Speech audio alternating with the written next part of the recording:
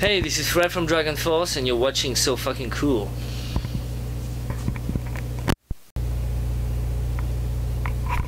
Alright, So Fucking Cool here with Fred from DragonForce. How you doing, brother? Hello, I'm good. I'm a little tired, but I'm okay.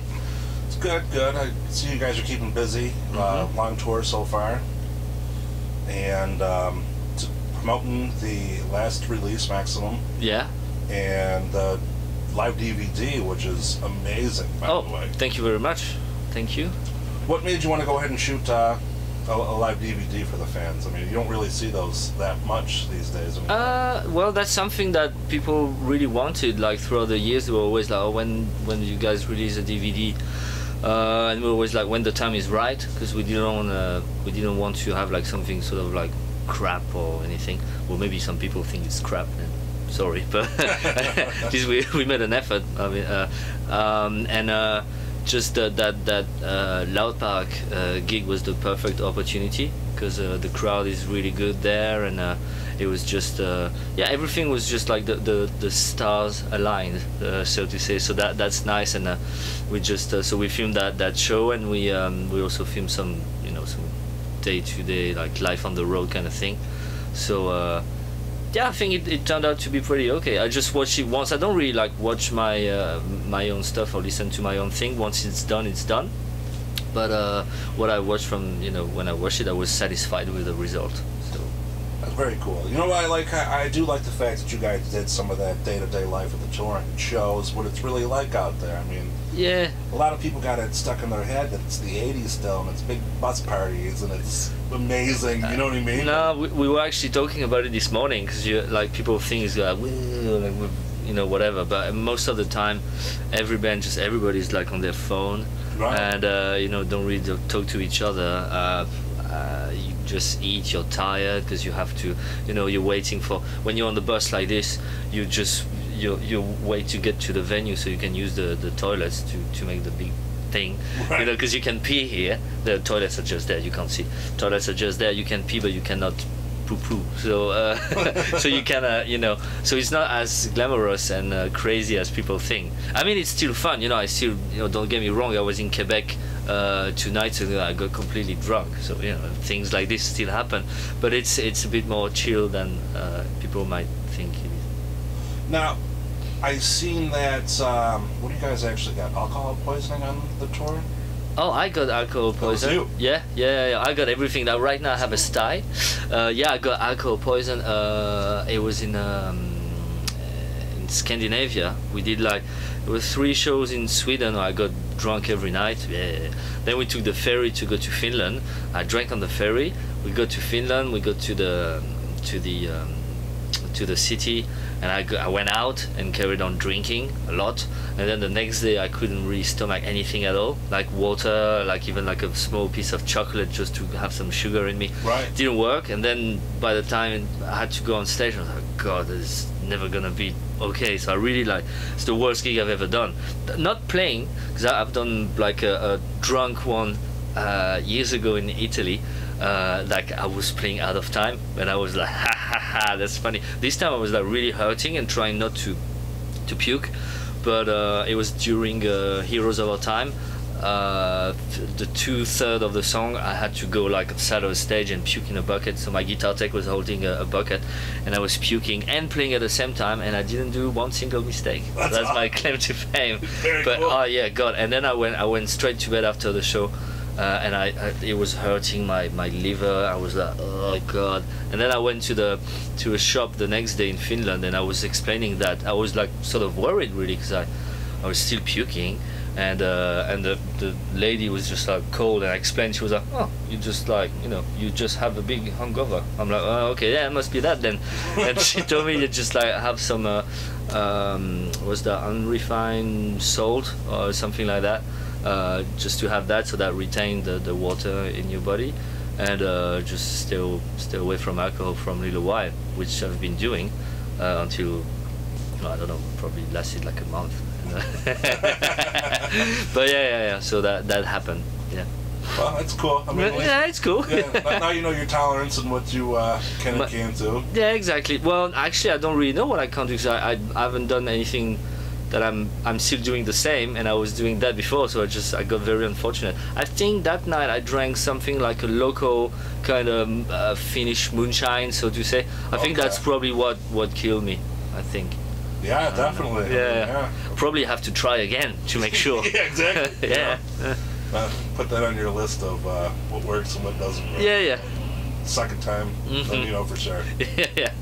Now, one thing I noticed on the new release of Maximum Overlord is that the song styling is just a little bit different from what we're used to. I mean, I noticed it's 7 to 8 minute ballads that I'm used to seeing, and this time you guys cut it down a little bit to between 3 and 5 minutes. Yeah.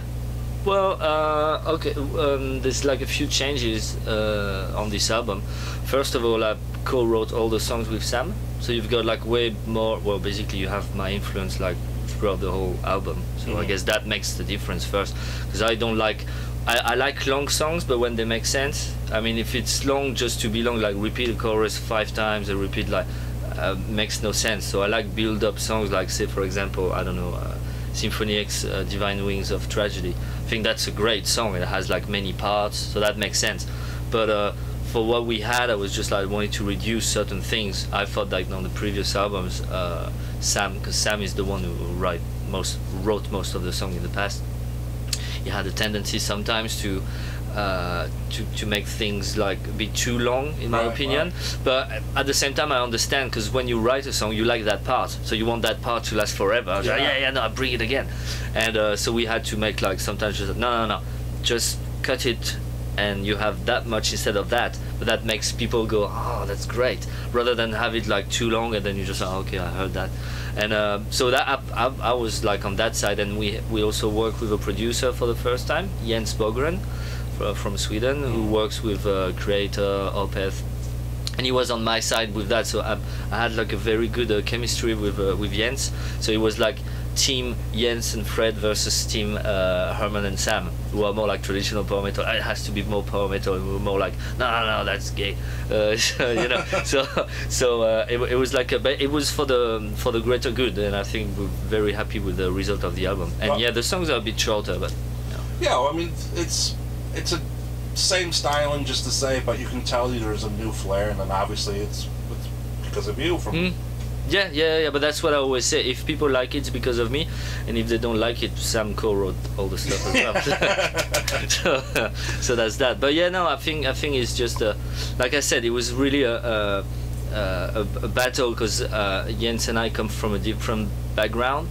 So that was like they were more like power metal, more glorious, and we're just like no. Less, you know. By the way, I said gay before. There was nothing homophobic about it. No. But I mean, I was talking about it with someone the other day. Just like you know, people say like, it's gay, but that's not very. I've said that to a friend of mine who's gay. So he was next to me and just, it's gay, and then I felt a bit bad. That's not what I meant. Right. You know? Well, it's just common speech, though. I mean, this day and age, everyone's so politically correct. I mean, the other day I posted something about what happened in my country. Like the terrorists, you know, I lost a friend, and I was like, I'm sorry to hear that. And thank you. And I posted something about those terrorists. I said they were cowards and just fucking retarded assholes.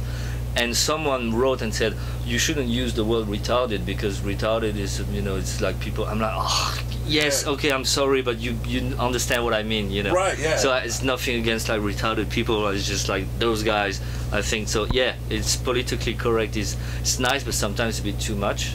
Well, you know. It's too hard this day, with everyone having a Twitter or a Facebook, and everyone thinks that their opinion means shit. You can't even say anything. Yeah. Just having conversations, you know? Stuff that's been going on for years, and you know what I mean? It's like, I say it all the time with something stupid, like, man, that shit's gay. I don't like it. You know what I mean? No. You don't mean it. Yeah, no, I know. But so just to make clear, you know, so nobody's... Yeah. Now, speaking of the attacks that went through, and you guys still going on tour, does that give you a different mind frame of what's going on? I mean, because a lot of bands are pulling out of shows, a lot of people are afraid to tour, and especially overseas, where you guys have a lot of big festivals coming up. Well, I don't know. I mean, right now I've got friends in Paris. My girlfriend lives in Paris. My family is in like where I'm from is like Champagne-Ardenne, and I just heard there was like a bomb threat in a town near where I live a few hours ago. So I don't know if it's true or not. I'm following like the news all the time, so I'm worried for that. As far as I'm concerned, I mean, yeah, show, that's pretty cliche, but show must go on. So we just like, there's no point going back home and doing nothing. I don't blame those who are rather stay home and they can't do it. We have to do shows, it's booked, we carry on. It's just, so I don't know. I mean, I obviously I think about it a lot since that happened, but that's just the way it is. Part of the business, unfortunately, where it's, I mean, you got to keep on pushing it. Yeah, exactly. It's a shame that the tragedy happened, but this is. Yeah, like, it ain't gonna hold you back. You know what I mean? One terrible incident like that shouldn't take everyone back and say. Yeah. I mean, I understand. I understand both sides. I understand people who who are scared and they don't want to do anything. And then I understand. I think it's nice when people actually go onto it, just like, fuck this, we're gonna play in Paris anyway. I think like Carcass is doing that. Fuck it, we're playing. That's great. Some people like Lamb of God are not going on tour. Fine, I understand as well. I think nobody has like the solution in such like crappy times like right now, when everybody is like, I mean, it could explode there in 5 minutes. We could die right now. So so I might as well try and play a show tonight. So for all I care, maybe it's gonna explode in the middle of it, but who knows? It's it's just like it's ridiculous. I was on the phone with my girlfriend just before, and we were like even laughing about it. Just like, my God, like it's exploding in Tunisia. I think it's Turkey who just like shot a Russian helicopter. Is it a helicopter or? I thought that was like a aeroplane, but they did the plane first, and then they just did a helicopter earlier today. And then bomb threat in Paris, like they did. I mean, it's just crap. So what we're doing is entertainment. So I hope like we try to bring like smile on people's face. Yeah, yeah, definitely. I mean, I'm glad to see you guys are still pushing through and yeah. Now, one thing we touched a little bit about was social media.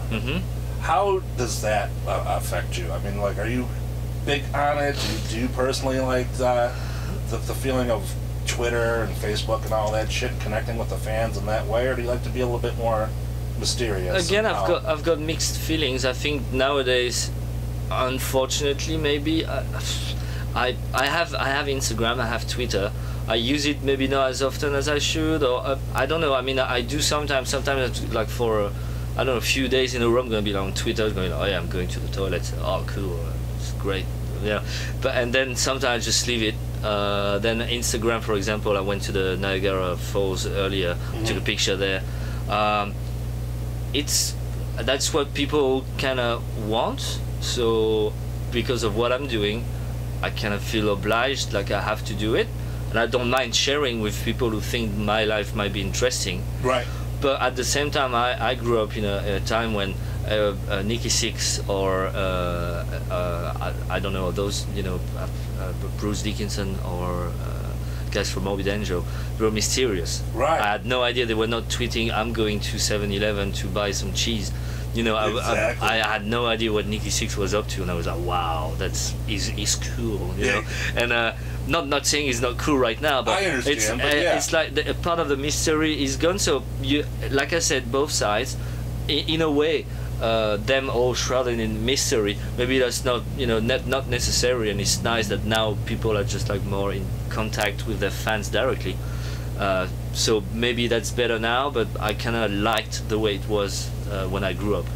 Yeah, it was always more fun, like hearing the rumors, and like, man, I heard this one on backstage or this and that, and you never truly know. But exactly. Now, you could see what somebody had for lunch that day, and people are like, so that's amazing. Yeah. Or you've got like Dave Mustaine, like who's using I can't remember Periscope. what he uses. He does use a lot, which is cool because I used to be I'm still a fan of Megadeth, but now it's in a different perspective. But I guess when I was like into euthanasia or something, if I had the opportunity to talk to him, God, I'd be like so happy to be like, oh wow. So I understand both sides. I kinda miss the mystery, but I kind of see the point of just like being able to touch base with your following, your fans. Well, that's the one hardest part, though, this day and age. If you put it out, like you just mentioned Dave using Periscope, when he fired his guitar tech, he got pissed off and he went right out there and, you know what I mean? You didn't have a chance to, like, think about what you should do or whatever. It was right in the moment. So, you know what I mean? And then millions of people seeing that rant about how that dude fucked up and got fired. But that's the thing, like they're just gonna be. It's because he's like a celebrity, so he's supposed to, everything he does is supposed to be totally 100% right. That we don't have rights for mistakes. And what he's done is just like natural. Everybody's doing the same, but because it's him, people are going, oh, he's that's not fair, you know. Yeah, totally not. I mean, it's completely not fair. People get fired every day for fucking up. And, I mean, when I do a show and it's just like crap after, I'm just like yelling, screaming, just like we've done a show in Japan not so long ago and we had some technical issues. I was completely pissed after the show, like completely unhappy. And it's a good thing that I didn't use my phone, so I could have written just that guy, blah blah, and he's totally human. So when people were going like, oh, they were saying, no, he's doing what you're doing with whatever your friends, or when you're renting because your girlfriend left you, or you know, it's exactly the same thing, except we are not supposed to because we like public, we have a public image or something. Well, that's the double-edged sword of social media these days. I mean, like you said, you make a comment and people take it the wrong way. Yeah. And there's just as many people that are your fans, but there's just as many people who are like, fuck these guys, and I want to get on there just to say, fuck them. You know what I mean? How dare you say, you know? People that have a lot of time to waste, like, you know, those people who comment and blabbermouth and just go like, oh, don't like it, whatever, you know. It's mean. Nowadays people are so mean and what's the word, sarcastic. And it's slow. It's so, everything's so bitter, and sometimes I'm just like, I don't know if that's because we didn't have internet before, so you didn't know how sarcastic people were. But I think today is really acid, you know, comments all the time. People going like, nye, behind their screens, just going like, I don't like this fat, I don't like that guy, is and you're just like, why do you waste all your time, you know, trolls? Is that exactly. That's the troll. It's Well, you said it best there. They're behind their keyboard. You know what I mean? Yeah. If they came in and meet you, that's the same person who might have said you were a fucking asshole last night who came up and said, "Oh my God, I love you so much." Yeah. And then right behind my man, I shook his hand. He stinks. He's not cool. He's got a shit French accent. Yeah, right. Now, that's another thing when you just mention accents. How do you guys sing without the accent? I've never understood. There's, you know what I mean? Like when it comes down to recording the albums when you guys are performing live, the accent's not there. Well, my accent, sometimes I have to, when I do the choirs, like when I do it like Sam is here or something, sometimes they do correct my accent because certain words I'm just going to pronounce them differently. Now Mark is from England, so he's got like a strong British accent, but sometimes we do correct him as well. One funny thing though, on the album there's a song called Defenders, and we have Matt Heafy from Trivium who's singing on it as well, and so he did the pre-chorus, which is United in United, I can't remember the words, but basically he was singing it with an American accent, so the T are not that pronounced, like United.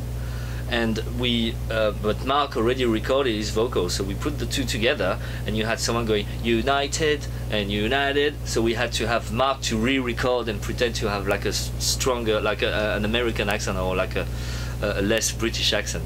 So we had to do that. But most of the time, I think the accent I don't know why the accent disappears. But maybe mine doesn't at all. I try not to sing like this, but you know. But yeah, I mean, his British accent is not so. Sometimes I hear it, you know, sometimes. But if you think it's not too strong, then it's good. Well, yeah, I mean, well, you're with him every day, so you would know a little bit more. But as a fan, to listen to everything, it's not that. I mean, it's not prominent. Yeah. Exactly. Okay. You listen to Ozzy, and he can't say 2 words when he's talking, but when he gets up there doing. It's amazing. You know what I mean? Yeah, that's the power of music, I suppose. For sure. After this tour wraps up, what do you guys plan on doing? I know you got some big festivals. Anything? Well, when that's done, I'm going home. I'm gonna sleep for a few days. So that's what I'm gonna do. Then I'm going on vacation in Japan. Oh. Yeah, a bit of time off. Very cool. Then we're doing 70,000 tons of metal. There we go. Okay, so when that tour is done, there was a technical issue. When that tour is done, I'm having some time off. I'm gonna go to Japan with my girlfriend. It's lovely. We're gonna do 70,000 tons of metal, and we're gonna start working on a new album. We already started. Sam came to my place twice, and we wrote some songs. They're pretty horrible. No, it's pretty good. Well, it's normal. I'm not gonna start bragging about it's pretty good or it's average. It's normal. We wrote songs, okay, and then we have festivals over Europe during the summer. They're written on the website. There are more to come, more to be confirmed. I can't remember what's confirmed. I think we're doing Wacken, Hellfest, Bloodstock. And more. So I mean, the summer is gonna be busy with that, and then yeah, we're still working on the album, which I think probably will be released in 2 years. I don't know yet, but we've got stuff prepared, and we're still talking about it. We have our manager was there a few days ago. We're gonna see him again in Los Angeles to make plans for the next. He likes to plan things ahead, so we're gonna make plans for the next 27 years. So like, but he does that sometimes, just like, and then in 2024, I'm like, oh my god, I'm gonna be whatever age right? I'm gonna be there. I'm like, god, but yeah. So we still working on the plans for the next few years. Yes. Perfect. And the fans that want to follow up, they want to know the website address. www.dragonforce.com. If you go, we have a Facebook page, we have Instagram, I think it's DragonForce or DragonForce HQ maybe. We got Twitter, DragonForce. If you want to take a look at my stuff, you type my name in Facebook. I have an Instagram with lots of naked pictures. It's at Evil Fredos, because I'm evil and my name is Fred, and I put os at the end because why not. And I've got a Twitter account as well, which is Fred Leclercq, one word. And here is a dog. So, just went to show my dog. So because we need company when we're on tour. We bought that at the truck stop actually, because we saw that and we were just like, my god, who buy those lovely dogs? So we bought 2 and a truck. So yeah. Very cool. Thank you. All right, man. Thank you for your time. Thank you.